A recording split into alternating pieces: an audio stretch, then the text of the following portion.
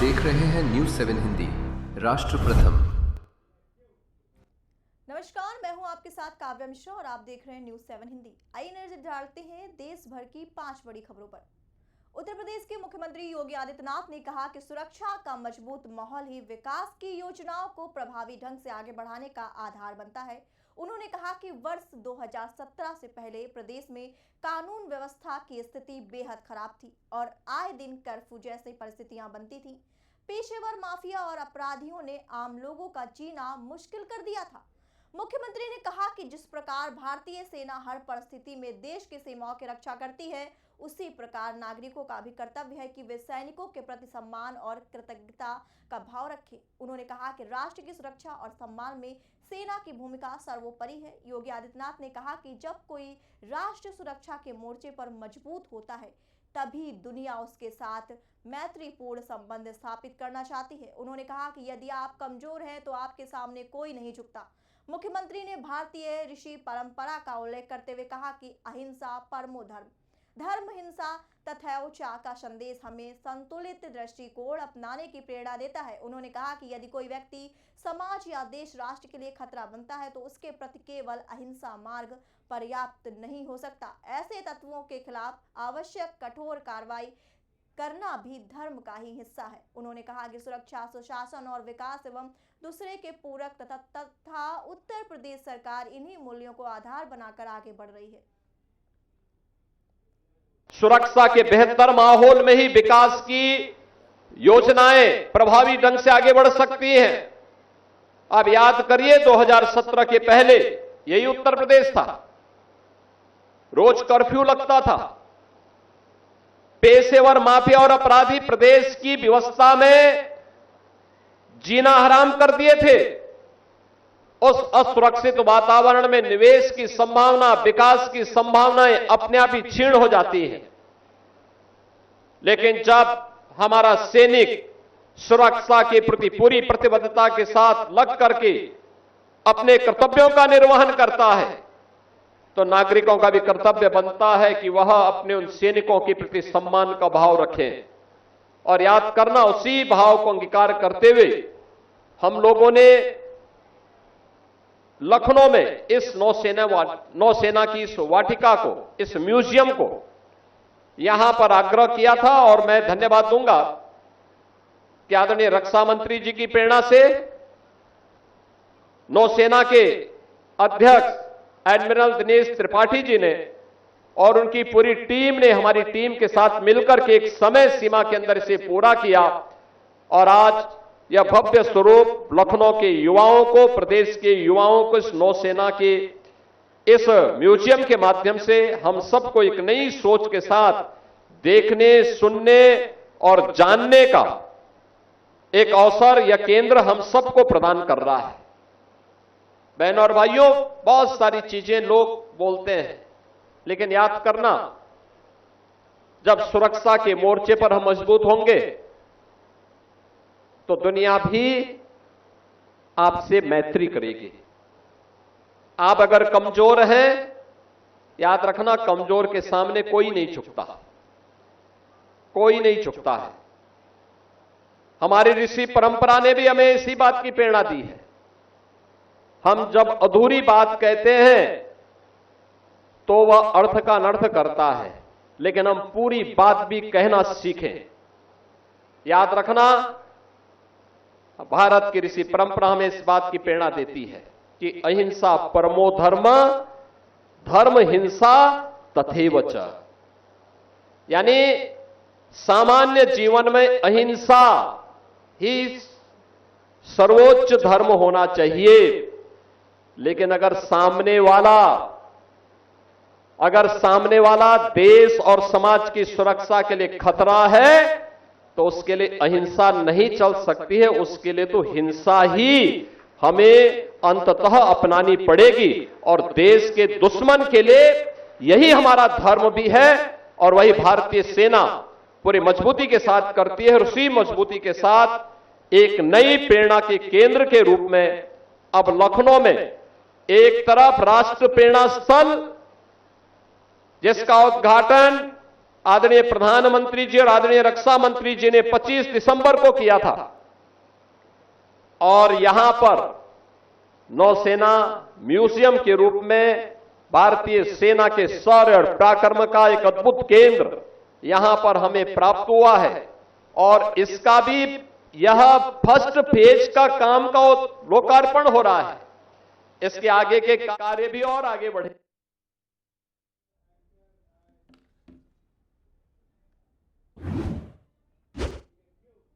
रक्षा मंत्री राजनाथ सिंह ने लखनऊ में नौसेना शौर्य वाटिका के उद्घाटन को गौरव का क्षण बताते हुए कहा, यह केवल लखनऊ या उत्तर प्रदेश के लिए नहीं बल्कि व्यक्तिगत रूप से भी उनके लिए सम्मान की बात है। उन्होंने विश्वास जताया कि आने वाले समय में यह वाटिका लखनऊ के लिए एक प्रेरणा स्थल के साथ साथ मुख्य पर्यटन केंद्र के रूप में विकसित होगी और शहर की नई पहचान बनेगी। राजनाथ सिंह ने कहा कि यह परियोजना तेजी से बदलते उत्तर प्रदेश की तस्वीर को दर्शाती है, जो मुख्यमंत्री योगी आदित्यनाथ के नेतृत्व में निरंतर प्रगति कर रहा है। उन्होंने कहा कि आज का उत्तर प्रदेश विकास के पथ पर तेज गति से आगे बढ़ रहा है, जिसे न केवल वे स्वयं बल्कि पूरा देश भी स्वीकार करता है। रक्षा मंत्री ने यह भी कहा कि कभी उत्तर प्रदेश की पहचान कानून व्यवस्था की समस्याओं और गुंडा राज से जुड़ी थी, लेकिन अब स्थिति पूरी तरह बदल चुकी है। उन्होंने कहा कि आज का उत्तर प्रदेश एक नई पहचान के साथ आगे बढ़ रहा है, जिसे विकास और सुशासन के मॉडल के रूप में देखा जा रहा है।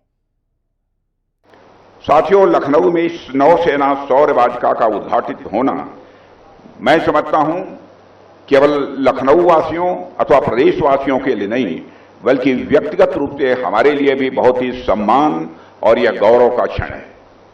साथियों, आने वाले समय में नौसेना शौर्य वाटिका लखनऊ के लिए एक प्रेरणा स्थल तो बनेगा ही बल्कि एक टूरिस्ट हब के रूप में यह बनेगा और यह लखनऊ की पहचान बनेगा, यह मेरा पक्का विश्वास है। ये सारी चीजें मैं मानता हूं बढ़ते हुए उत्तर प्रदेश की तस्वीर हैं, जो हमारे मुख्यमंत्री योगी आदित्यनाथ जी के नेतृत्व में उत्तर प्रदेश आगे बढ़ रहा है। लखनऊ अब तहजीब और संस्कृति का शहर होने के साथ साथ राष्ट्रभक्ति और सैन्य गौरव का भी यह प्रतीक बन रहा है। साथियों, उत्तर प्रदेश जिस तरह से विकास के रास्ते पर तेजी से आगे बढ़ रहा है, उसे आज हम सभी देख रहे हैं और हम सभी जानते हैं कि कभी उत्तर प्रदेश की पहचान गुंडा राज और बिगड़े हुए लॉ एंड ऑर्डर से होती थी। लोग भय से जीते थे, डर में अपनी जिंदगी गुजारते थे। इन्वेस्टर्स यानी भारत से यदि कोई निवेशक आकर यहां पर पूंजी निवेश करना चाहता है तो वह भी यहां आने से कतराता था कि उत्तर प्रदेश में लॉ एंड ऑर्डर की सिचुएशन बद से बदतर है, इसलिए वहां पर मैं निवेश करूंगा तो गुंडों के द्वारा, बदमाशों के द्वारा हमें परेशान किया जाएगा। लेकिन आज का उत्तर प्रदेश मैं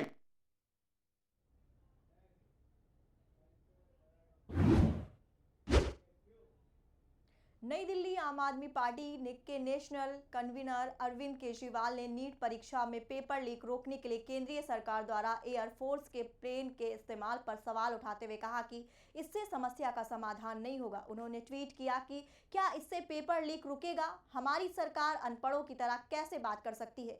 उनका पेपर लीक रोकने का कोई इरादा नहीं। केजरीवाल ने यह भी कहा कि देश का शिक्षा प्रणाली पूरी तरह से माफिया के चंगुल में फंसी हुई है और इसे सुधारने के लिए सभी को मिलकर काम करना होगा। उन्होंने जोर देकर कहा कि कोई अकेला व्यक्ति इस समस्या को हल नहीं कर सकता।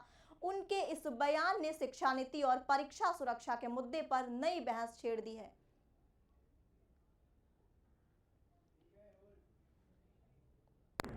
ये वीडियो बहुत जरूरी है, ध्यान से देखना, पूरा वीडियो देखना। मैं खुद आईआईटी से इंजीनियर हूं, पढ़ा लिखा हूं, इसलिए शिक्षा के महत्व को समझता हूं और मैं मानता हूं कि जब तक हर बच्चे को अच्छी शिक्षा नहीं मिलेगी देश तरक्की नहीं कर सकता। कल हमारे देश की सरकार ने ऐलान किया है कि अब नीट के पेपर को लीक होने से बचाने के लिए एयरफोर्स के जहाज से उसको ट्रांसपोर्ट करेंगे, एयरफोर्स के बुलेट प्रूफ ट्रकों से उसको ट्रांसपोर्ट करेंगे। मजाक बना रखा है, हमें बेवकूफ समझ रखा है। पूरी दुनिया में इतने बड़े बड़े पेपर होते हैं, कहीं सुना है कि एयरफोर्स से उनको ट्रांसपोर्ट किया जाता है? कहीं सुना है इस किस्म की नौटंकी?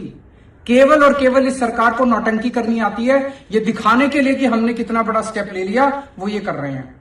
उनका सिस्टम को ठीक करने का कोई इरादा नहीं है। अगर कोई अच्छी नीयत वाली सरकार होती, वो देखती भी लीकेज कहां से हो रही है और उसको प्लग करती। हम एयरफोर्स के जहाजों से, एयरफोर्स के ट्रकों से इसको ट्रांसपोर्ट करेंगे। जाहिर तौर पे सिस्टम को बचाने की कोशिश की जा रही है। ये लीकेज जारी रहेगी, जहां से लीक हो रहे हैं वो जारी रहेगा। हमारे देश की शिक्षा व्यवस्था को बहुत बड़े माफिया ने अपनी जकड़ में ले लिया है। पूरा का पूरा सिस्टम, पूरा का पूरा एजुकेशन सिस्टम एक माफिया की जकड़ में है। वेदांत, आपने नाम सुना होगा, सोशल मीडिया पे आजकल काफी चल रहा है। वेदांत 12वीं क्लास का लड़का है बेचारा। उसने पेपर दिए, उसके पेपर में नंबर कम आए, उसने अपने पेपर निकलवाए, पता चला फिजिक्स के अंदर उसका पेपर किसी और से बदल दिया गया और उसके नंबर बहुत कम लगाए हुए हैं। उस बेचारे बच्चे ने ट्विटर पे ये बात डाल दी कि मेरा पेपर बदल गया। सारे इनके ट्रोल आर्मी, इन लोगों की सारी ट्रोल आर्मी बेचारे पे चढ़ गई। कोई कहता है पाकिस्तानी है, कोई कहता है एंटी नेशनल है। छोटे से बच्चे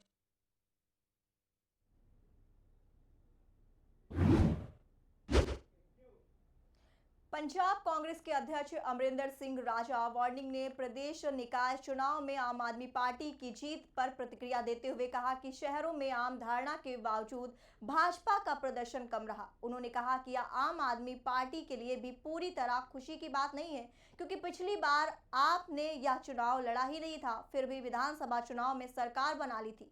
राजा वार्निंग ने कांग्रेस के प्रदर्शन की सराहना करते हुए कहा कि तमाम आंकड़ों की तुलना में इस बार पार्टी ने अच्छा प्रदर्शन किया। उन्होंने यह भी स्पष्ट किया है कि निकाय चुनाव जीतने का अर्थ यह नहीं कि आगामी विधानसभा चुनाव भी उसी परिणाम के साथ समाप्त होगा।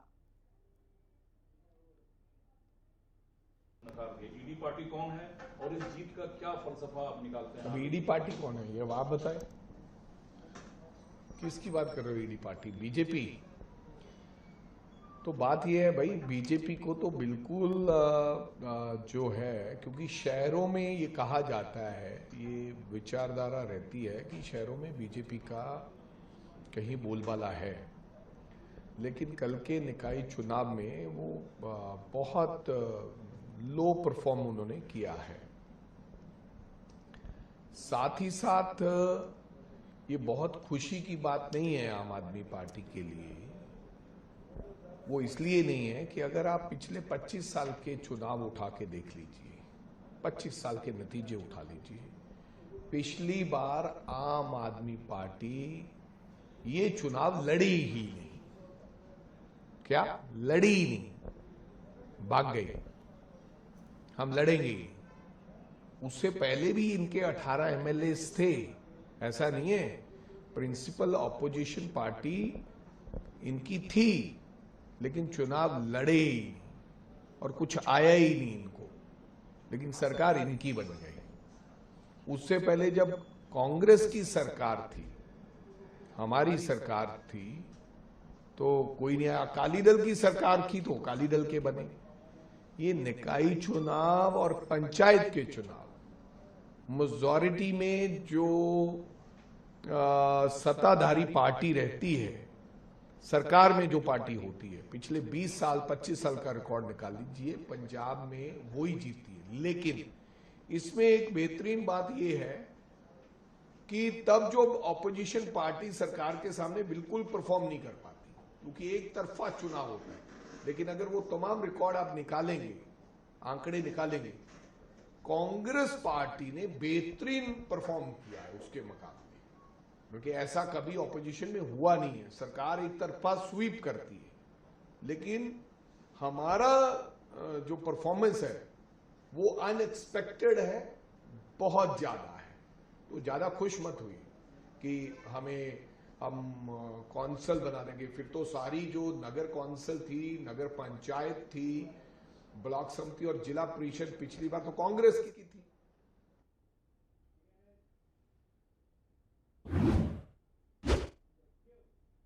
उत्तर प्रदेश के कैबिनेट मंत्री ओम प्रकाश राजभर ने एक बयान देकर राजनीतिक विवाद खड़ा कर दिया है। उन्होंने समाजवादी पार्टी यानी सपा पर गंभीर आरोप लगाते हुए कहा कि 95% अपराधों में यादव शामिल हैं और सपा अपराधियों को संरक्षण देती है। राजभर ने यह भी कहा कि यादव विधायक के दरवाजे पर मारपीट कर रहे हैं और आरोप लगाया कि सपा सरकार में पिछड़े और कमजोर वर्गों पर अत्याचार हुआ है।